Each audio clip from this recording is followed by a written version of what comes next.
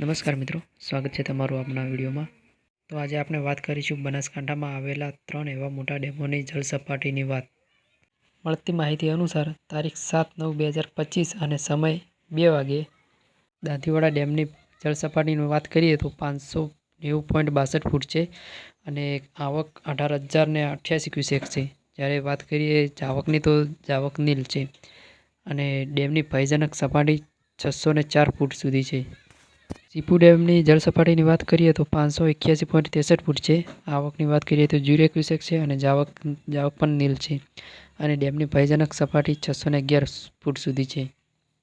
તે જ પ્રમાણે મુક્તેશ્વર ડેમની જળ સપાટીની વાત કરીએ તો 559.12 ફૂટ છે અને આવકની વાત કરીએ તો 2068 ક્યુસેક છે, જ્યારે જાવક 2018 છે અને ડેમની ભયજનક સપાટી 661.58 સુધી છે।